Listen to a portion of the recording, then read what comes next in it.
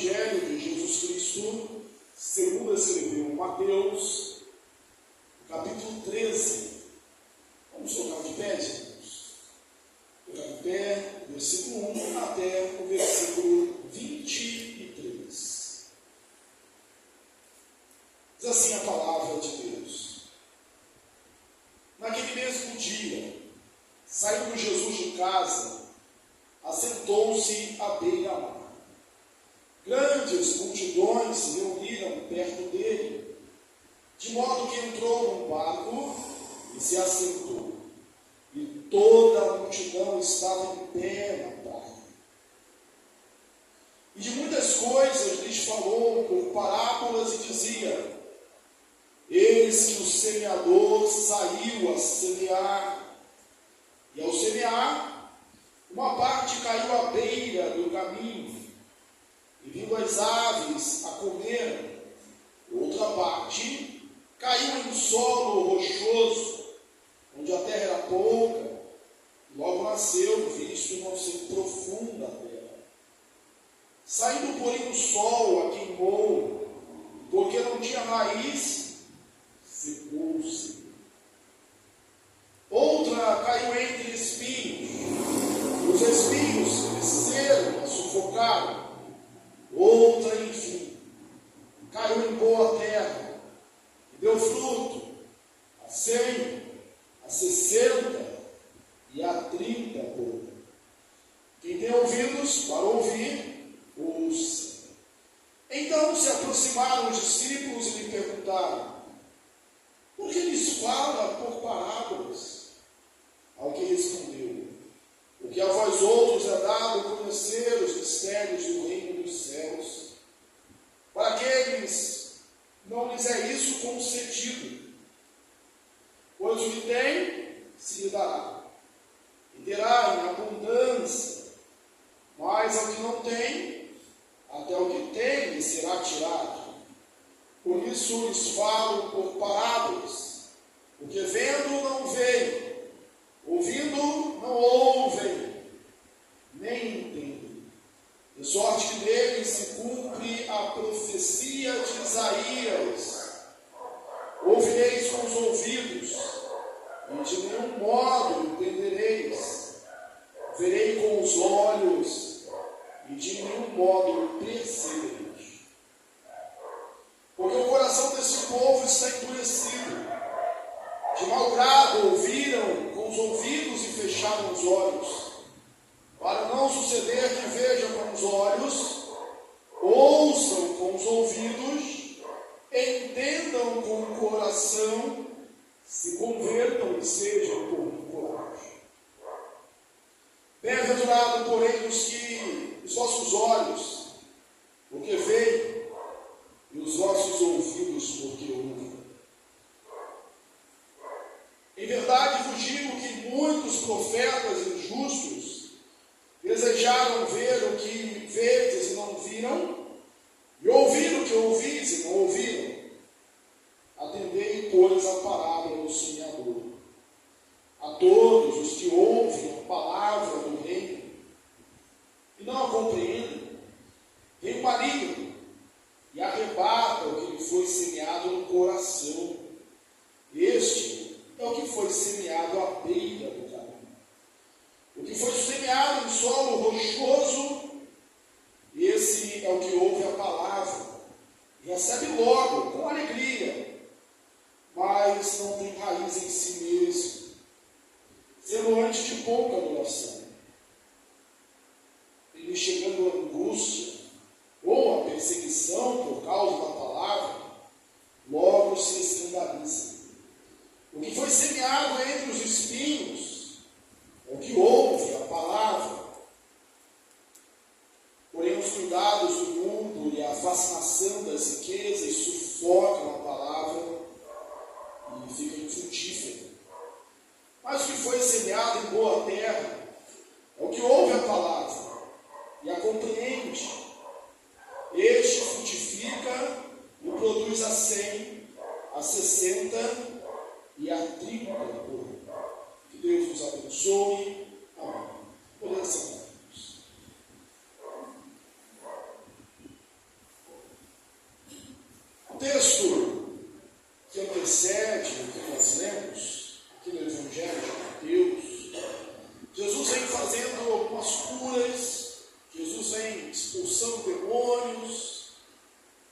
na sinagoga, pede um sinal. Ele diz que nenhum sinal seria dado, a não ser do profeta Jonas. Ele está ensinando. E ao sair da sinagoga, crescendo ali a oposição contra ele, ele vai para sua casa.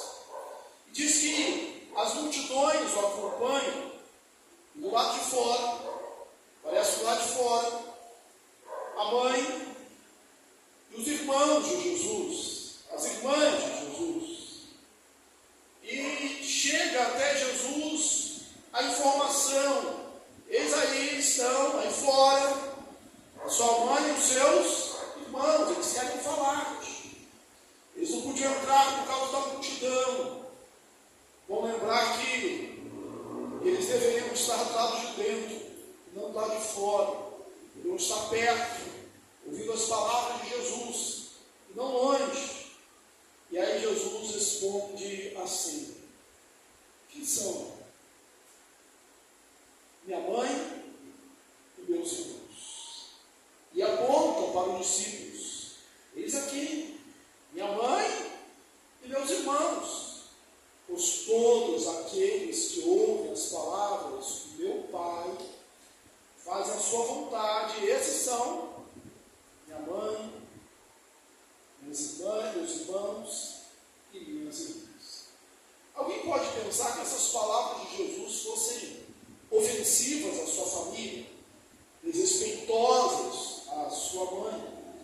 Mas o fato é que Jesus está aproveitando a oportunidade para falar que a pregação da palavra, a palavra de Deus, o reino de Deus, é mais importante do que as outras coisas, inclusive do que a família. Nós valorizamos a família, celebramos aqui na igreja, todo ano, o mês da família, o mês do lar, mas lembramos que Deus está acima da nossa família. Aquele que não negar o seu pai, a sua mãe, por amor de mim, não é digno de mim, disse o Senhor Jesus. A força, o poder, a prioridade, a primazia do reino e a sua palavra. E aí o texto que nós lemos hoje começa assim: naquele mesmo dia, saindo Jesus de casa, parece lá apertado, né? Dava para todo mundo, assentou-se à beira-mar. O Evangelho diz que ele entrou num barco e ensinava no barco às multidões. Ele agora faz da praia o seu templo, o lugar de pregação, para falar com as multidões. E ele começa a falar por parábolas. Aqui tem isso, irmãos, o registro de 3 grandes discursos de Jesus, que contém 7 parábolas do reino. Esta aqui é a primeira, está registrada nos 3 evangelhos sinóticos, a saber, Mateus, Marcos e Lucas. E durante a exposição do texto, nós vamos usar esses 3 evangelhos para falar a respeito desta parábola. E é uma parábola central, porque no outro evangelho Jesus diz assim: como, se vocês não entendem essa parábola, quando eles pedem outro texto para que ele explique, como entenderão as demais? Essa seria a base desse entendimento das parábolas. Por isso Jesus vai e a explica. E ele mostra também por que ele está falando por parábolas esse texto, respondendo às perguntas dos discípulos. Por que eles falam por parábolas? Aí ele diz: olha, a parábola serve para esclarecer para uns, ocultar para outros. Abre portas para um e fecha para outros. É bom lembrar que antes os fariseus, os religiosos, já haviam rejeitado a palavra. Como acontece lá com Faraó, no livro de Êxodo. Primeiro, Faraó endurece o seu coração. E depois nós vemos temos a sequência dos textos dizendo que Deus endureceu o coração de Faraó. Aquele que se endurece é mais endurecido ainda. Para que ouçam, escutem, não ouçam, vejam, não vejam, não percebam, não entendam. E é citado aqui em todos os evangelhos a profecia, a palavra do profeta Isaías, a sua vocação, no capítulo 6, para que o povo não entenda, né? Mas a vós outros é dado conhecer o mistério do reino de Deus. Aquilo que profetas, homens santos do passado anelaram, aspiraram a ouvir, vocês ouvem e veem, ou seja, vocês são privilegiados. Ele conta essa parábola, explica essa parábola. E a essência da parábola são os 4 tipos de ouvintes, tipificados, representados nesses 4 tipos de solo. E hoje nós vamos falar dos ouvintes e vamos falar também um pouco do semeador, porque todos nós também somos semeadores. Então ele começa dizendo que eis que o semeador saiu a semear, e semeando parte da semente caiu à beira do caminho. Na Palestina, tempo antigo, quando se arava a terra, o texto aqui não diz, não fala desses detalhes, o texto é uma parábola, não é uma alegoria, para se interpretar, entender todos os detalhes. Não fala do preparo da terra, mas subentende-se que a terra foi preparada. Não fala dos fatores externos, todos eles, para o crescimento da semente, uma chuva, por exemplo, mas certamente isso aconteceu. O agricultor preparou a terra antes. E entre a vala, o local da semeadura, havia espaços vazios, caminhos, onde as pessoas passavam. Aquele lugar era pisado, era batido. E não é muito difícil você entender, porque até hoje nós usamos a expressão, aqui é a terra batida, quer dizer, uma terra dura. E o semeador saía com uma sacola, com uma bolsa, e acidentalmente acontecia de que parte dessa semente caía no meio do caminho. E o que acontecia com essa semente? O solo era duro, o solo tinha sido pisado pelos homens, por ali as pessoas iam e vinham, transitavam por ali. O solo era duro, era um solo impermeável, era um solo impenetrável. E aí a semente não adentrava esse solo, ela ficava descoberta, ela não era acolhida, ela não era envolvida pela terra. E vinha as aves do céu e comiam essa semente. Jesus ele interpreta isso. Ele mesmo diz o que isso significa. Ele está falando, ele fala, olha, quero que caiu à beira do caminho. E aí é o primeiro solo, à beira do caminho, é um coração endurecido. Aquele que caiu à beira do caminho, aquele que não dá atenção, a palavra fica solta, a palavra não entra no coração. E aí vem as aves do céu e comem, e as aves do céu, o diabo, são os seus demônios. E aí a palavra fica infrutífera. Existem corações, existem vidas assim, existe gente assim, que o coração está endurecido, que é uma terra dura, que é uma mente cauterizada, insensível. É a mesma palavra que é pregada. Você vai observar que em todos esses solos a semente é a mesma. O semeador é o mesmo. A diferença está em onde a semente cai.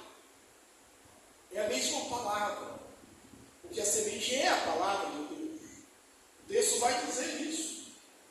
A semente é a palavra de Deus.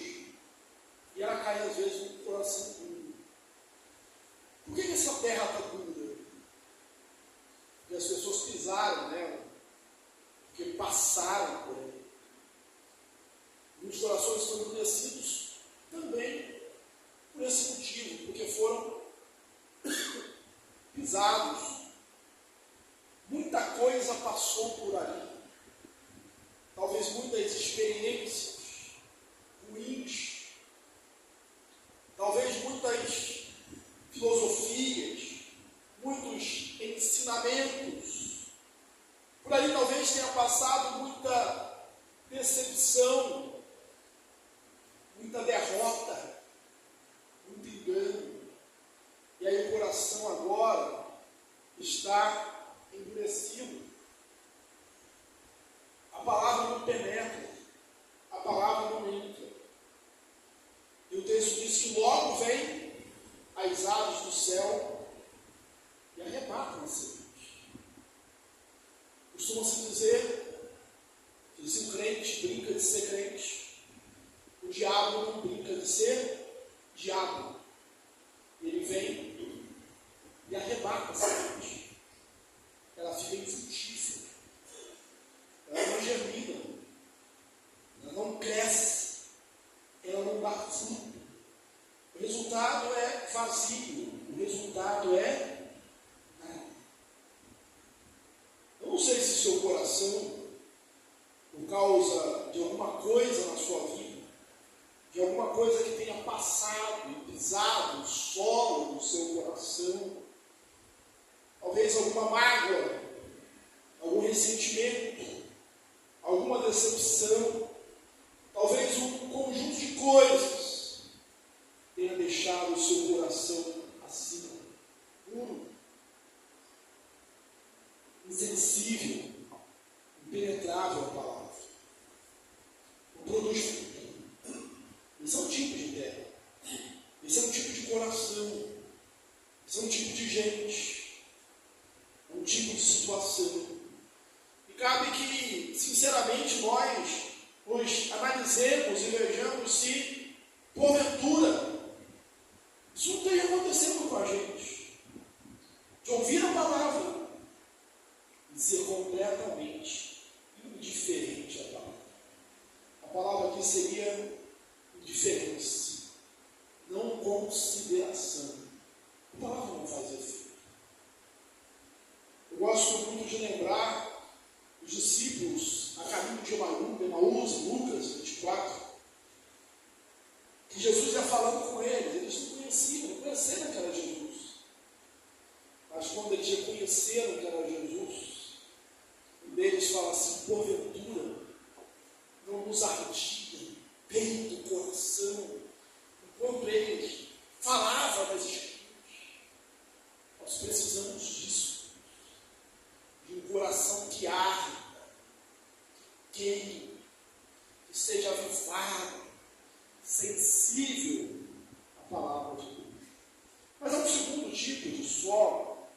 Se o primeiro solo é um solo endurecido pelas pisadas dos homens, porque é o caminho, o segundo tipo de solo é um solo rochoso e vai significar um coração artificial. Esse solo rochoso, ele não significa que o agricultor não preparou o solo. É que na Palestina havia partes, terrenos separados para a agricultura, que estavam era um terreno rochoso, coberto por uma camada de terra. E a semente, ao penetrar naquele solo, as suas raízes não poderiam crescer para baixo, de maneira profunda. E aí, com o sol, ela crescia, dava o seu vigor, toda a força da semente ia para cima. Então ela crescia rapidamente. As suas folhas apareciam rapidamente. Mas, da mesma forma que ela crescia rapidamente e dava suas folhagem rapidamente, com a mesma velocidade ela também murchava e secava. E Jesus vai interpretar isso, olha, são aqueles que ouvem e recebem logo com alegria. Recebem logo, mas não há raiz. A semente, que é a palavra, ficou na superfície, não se aprofundou, cresceu rápido, mas não cresceu fundamentado com uma raiz profunda. Podemos lembrar aqui também dos dois fundamentos, aí em Mateus 7, citado por Jesus, já pregamos aqui, sobre aquela casa edificada sobre a rocha e a casa edificada sobre areia. Tem as vicissitudes da vida, as intempéries, chove, bate o vento, transborda os rios, e a casa que está edificada sobre a areia, ela cai. Mas a casa que está edificada sobre a rocha, ela permanece. A mesma chuva, a mesma tempestade, o mesmo vento que fez uma casa cair e ser grande a sua ruína, não abalou, não mexeu, não sacudiu, mas podemos dizer, nem arranhou, nem fez cosquinha na outra casa. A diferença não estava do lado de fora, a diferença estava no alicerce. A diferença está na raiz. A diferença está na profundidade. A diferença está na profundidade.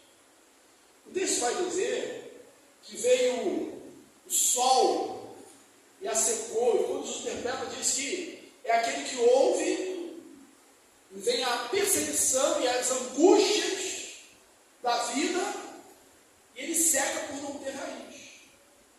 Todos nós concordamos que o sol é importante para o crescimento da planta. Tem que ter sol. O problema não está no sol. O problema não está no sol. O mesmo sol que serve para gerar vida para aquela que tem raiz profunda, para que todas as funções ali aconteçam, é o mesmo sol que faz secar, e murchar e morrer aqui que não tem raiz. O apóstolo Paulo, lá na epístola aos Gálatas, no capítulo 1, uma das cartas da prisão, Filipenses 1, versículo 12, ele vai dizer assim: quero ainda cientificar-vos, irmãos, que as coisas que me têm sucedido têm antes colaborado para o progresso do Evangelho. Eu estava preso, era prova, era perseguição. Mas ele escreve para os irmãos de Filipos, em uma das suas cartas da prisão, a carta aos Filipenses, aí ele diz: quero cientificar-vos, quero deixar isso claro para vocês, e sejam cientes disso, que essas coisas que me aconteceram, que coisas são essas? Paulo foi preso, Paulo tinha sido chicoteado, Paulo foi perseguido, e ele diz que todas essas coisas que têm sucedido a ele, porque talvez houvesse uma preocupação dos irmãos, ele diz: todas essas coisas têm colaborado para o crescimento do Evangelho. Vindo a perseguição. A perseguição é o que a gente sofre, vai sofrer. Se não há perseguição, a gente tem que ver também se nós somos crentes de verdade. Não lembro de quem é a frase, mas diz assim, que o lobo não ataca a ovelha que é pintada, não é uma pintura. Ele não ataca um quadro de ovelha. A ovelha que é pintada,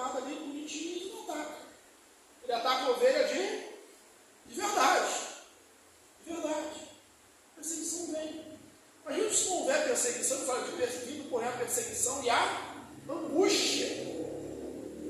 Se não há perseguição, pelo menos angústia, em algum momento, de algum grau, todos nós vivemos. Como não ter angústia? Faz parte da nossa vida. E elas vêm mesmo. Mas olha, vindo a angústia, a semente vai e morre, a pessoa se afasta. Talvez tenha entrado na igreja, ouvido a palavra, talvez tenha ouvido, como disse o apóstolo Paulo, um outro evangelho. Talvez aquele que diz, ó, vem, e a sua vida vai ser mudada, e vai ser mesmo. Mas você não vai ter mais problema. Você não vai ter mais adversidade. Vai ser só vitória. Bênção, só bênção. E aí ele começa a ver que não é bem assim. E aí, porque não tem raiz profunda, morre, seca. E a gente tem experimentado isso. Se formos pensar na nossa própria igreja, aqueles irmãos mais antigos aqui vão ter histórias para contar, e aí fazer esse coração contrito diante de Deus. Quantos que ouviram a palavra, entraram na igreja, e aí daqui a pouco sai, a vida aperta, a angústia vem, o problema vem, e essa pessoa logo desanima. A gente caminhou, se afasta, recebeu a palavra, mas não teve raiz profunda. A questão, irmãos, é ter raiz profunda, é ter profundidade de relacionamento com Deus. Porque aí o vento pode soprar, mas você não se abala. É a fé, como diz lá no texto de Hebreus, como âncora da alma. Lá em cima está um turbilhão, você está bem ancorado, está firme. Como está construído sobre a rocha, Jesus é a rocha. Que haja profundidade na sua vida, que haja raízes profundas, que você seja aquele homem bem-aventurado lá do Salmo 1, cuja folhagem não murcha, mas tudo quanto ele faz será bem sucedido. Os ímpios não são assim. Os ímpios sim, são como a palha que o vento despeja. Se o primeiro solo é um coração endurecido, que a palavra não penetra, o segundo é um coração superficial, que não cria raízes. O terceiro tipo de solo é aquele cheio de espinhos, que reflete um coração ocupado. E possivelmente mais do que nunca, a nossa geração, a nossa época, vive cheio de pessoas assim, de corações, retratado no solo, na semente que caiu entre os espinhos. Não é que o semeador plantou no meio de espinhos, de carros, de abrolhos. Não. É que quando arava a terra, tinha remanescentes, ficava remanescente, raízes, de espinhos, lá embaixo. O agricultor não via. Só que a gente sabe que é igual para criança, né? O mal você não precisa ensinar. Fazer arte, você não precisa ensinar a criança a fazer arte. Peraltice, isso aprende sozinho. Não precisa ensinar o mal você aprende errado. A erva daninha, o espinho, você não precisa cuidar, ele cresce rápido e cresce sozinho. Vou comparar aqui, você não precisa regar lá o mato que nasce na frente da sua casa. O mato você não precisa cuidar. Ele nasce rápido, ele nasce com força. E aí quando a semente começava a crescer, o espinho começava a crescer também.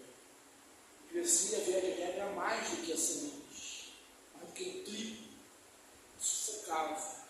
Talvez ele nem morresse, mas ficava infrutífero, não dava fruto, não chegava a frutificar. E aí Jesus vai dizer a esses, são aqueles que vêm, ouvem a palavra, para ouvir, cuidar do mundo. Talvez os amigos que convidam para outras coisas. Talvez o desejo de crescer, primeiro, ser bem sucedido na vida. O desejo de ganhar mais dinheiro, ou de fazer mais um curso, ou de ter mais um diploma, ou de comprar mais uma casa, ou de ganhar mais um troféu. Vem primeiro e começa a sufocar a palavra de Deus. Começa a sufocar o crente. E ele é um crente sufocado. Ele sabe, mas não germina. Ele fica na igreja, mas ele não produz. Porque é um coração ocupado com outras coisas. Há outras prioridades. Em outro lugar, Jesus disse: buscar, pois, em primeiro lugar, aqui no Evangelho de Mateus, o reino de Deus e a sua justiça, e as demais coisas vos serão acrescentadas. Em primeiro lugar é o reino de Deus. Eu não sei o que sufoca a sua vida. Eu não sei o que impede você de crescer na palavra, como crente do Senhor Jesus. Mas Jesus diz que os cuidados do mundo fazem isso, que as ocupações fazem isso, e a consequência vai ser certa, vai ser a falta de frutificação. Mas o quarto solo é a boa terra. Enfim, a semente encontra uma boa terra. Você observa que a qualidade da semente é a mesma. A diferença está no solo que a recebe. E essa terra acolhe a semente. A palavra ali encontra guarida no coração, morada no coração. É uma palavra que é acolhida. O que não acontece no primeiro solo, o solo pisado pelos homens. Se o primeiro solo é uma terra dura, esse solo é um terreno fofo, que encontra abrigo da palavra de Deus, contrário daquele que está à beira do caminho.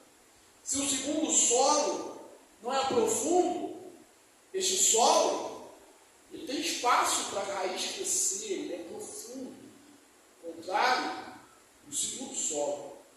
Se o terceiro solo é aquele onde não há espaço para a palavra, porque os espinhos a sufocam, esse é um terreno limpo, onde há espaço para a palavra. É um coração que há espaço para a palavra crescer. E aí vai dizer o segredo, a consequência. E aquilo que de fato importa. A semente aqui vai frutificar. Eu não sei porquê, mas Mateus vem numa ordem decrescente. A 100, a 60 e a 30. Marcos ele fala na ordem crescente. A 30, mesma porcentagem, 30, 60 e a 100. No terreno da Palestina, 20 por 1, 10 por 1 já estava bom. 30 por 1 já era uma colheita boa. 60 por 1 nem se fala. 100 por 1 era o céu, era a glória. Mas a diferença aqui está no solo, ele produz. Ele dá o seu fruto. Jesus falou a respeito dos profetas, dos falsos profetas, pelos frutos os conhecereis. E no capítulo que precede a esse, que não tem muito tempo que pregamos aqui na igreja, lá no capítulo 12, ele vai falar também sobre a árvore boa. Eles ou fazem árvore boa, o seu bom fruto, ou árvore má, o seu mau fruto. Porque pelo fruto se conhece a árvore. Jesus, lá no Evangelho de João, quando ele fala da videira verdadeira, no capítulo 15, ele fala isso também, que nós daríamos muito frutos, se permaneceres em mim, a minha palavra permanecer em vós, pois vós dareis muitos frutos, porque sem mim nada podeis fazer. Lá em Gálatas, nós temos o capítulo 5, versículo 22, 23, uma descrição dos frutos, do fruto do Espírito. Mas o fruto do Espírito é amor, alegria, paz, longanimidade, benignidade, mansidão, domínio próprio. Contra essas coisas é necessário que haja fruto. A diferença está nos frutos. Agora, se não há fruto, na verdade, não é crente. Não é crente. A conclusão que se vai chegar é que aqueles solos superficiais, aquele solo que a palavra não penetrou, não podem ser, não se tornaram cristãos. A palavra foi semeada, a palavra foi a mesma, mas a palavra ficou frutífera. Talvez no quase, mas o quase, nada. É necessário que haja fim. Verdade é que nós, crentes, nem todos somos frutos da mesma proporção. Um dá 30, outro dá 60, outro dá 100, mas se é crente, se a palavra encontrou morada no coração, se ela firmou raízes profundas, se o solo aceitou a palavra, ela vai germinar e ela vai dar fruto. Não há crente sem frutos. E que essa seja uma reflexão, uma pergunta para cada um de nós. Qual tipo de fruto eu tenho dado? Como eu tenho frutificado para o reino? Que seja fruto a 30, a 60, a 100 por um. Eu gosto da descrição de Lucas, lá no capítulo 8, versículo 15, quando ele falando sobre esse terreno bom, essa terra que acolhe a palavra, ele diz assim: e aqui caiu na boa terra, Lucas 8, 15, e aqui caiu na boa terra, são os que, tendo ouvido de bom e reto coração, retém a palavra. A palavra apenas não entra, mas ele retém a palavra. Ele guarda, segura a palavra. Talvez a gente possa pensar em Josué, né? Medita nela dia e noite, para fazer tudo quanto nela está escrito, meditado, retém, guarda. E aí Lucas continua dizendo o seguinte: retém a palavra, estes frutificam com perseverança. Eu gosto dessa aplicação que o Lucas faz. Frutifica com perseverança. Não é de vez em quando, não é às vezes, não é quando o clima está propício e o tempo está bom, né, e está tudo em paz. Não, é sempre. Ele persevera, ele dá fruto com perseverança. Mas eu quero falar também do semeador. Na sequência, a gente vai ver que o semeador, a próxima parábola do joio, o semeador é Jesus, o semeador é o filho do homem. Originalmente, o semeador é o filho do homem. É ele que está semeando. Ele está encontrando derradura pelo meio do caminho. Os escribas e fariseus são um bom exemplo disso. Está encontrando gente que aceita, mas logo depois abandona. Está encontrando gente que recebe, tem alegria, mas os cuidados do mundo sufocam. Você lembra do encontro de Jesus com o jovem rico? É o que tem que fazer para herdar o reino dos céus. Ele vai, vende tudo que tem, ele fica triste, vai embora. A gente está encontrando esse tipo de pessoas. Mas está encontrando também um terreno de fé, com exceção de Judas, os seus discípulos, que retêm a palavra e frutificam com perseverança. Mas, em complementação, todos nós hoje somos semeadores. E aí nós não podemos fazer algumas coisas. A gente não pode subestimar, a gente não pode superestimar e a gente não pode subestimar. Pastor,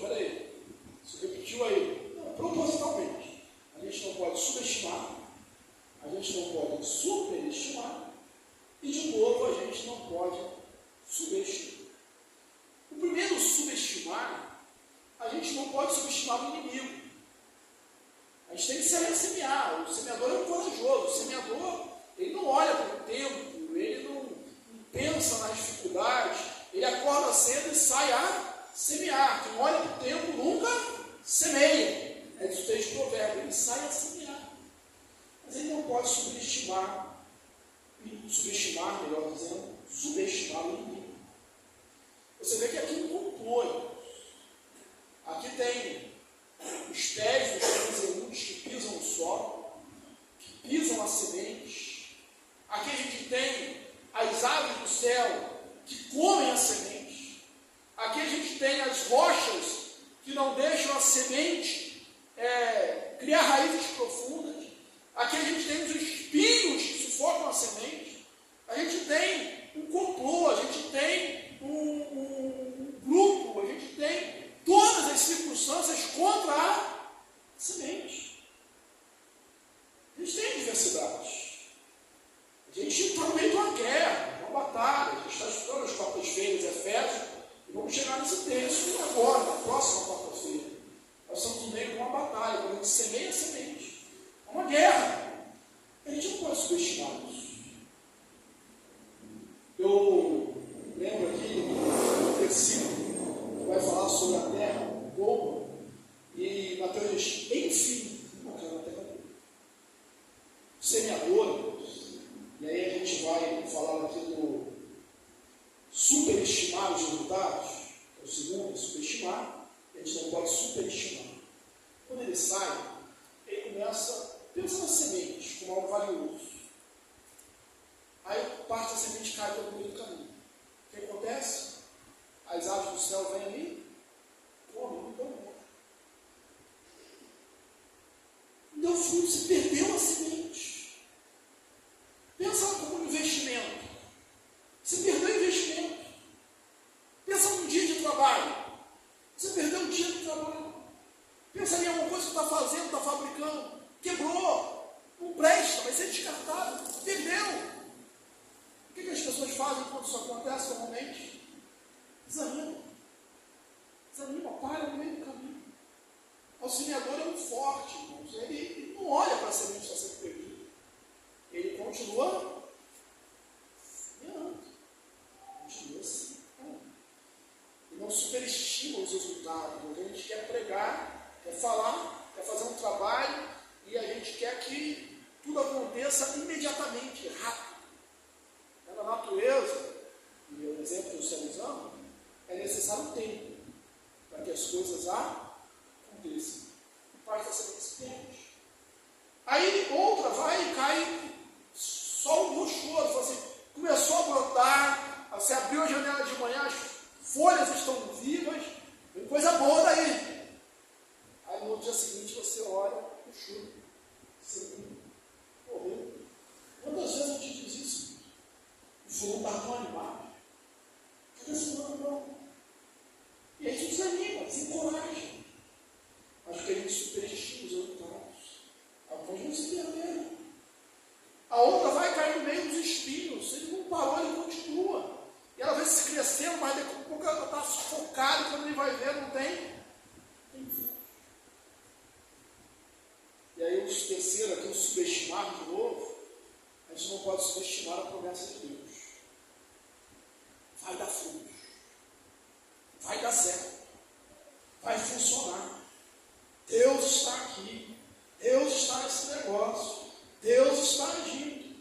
Ainda que algumas tenham caído no meio do caminho e tenham entristecido o nosso coração, ainda que algumas outras tenham caído num solo rochoso e a gente viu que secou, que morreu, e outras caíram no meio dos espinhos, está lá, frutífera, mirrada, feia, mas já tem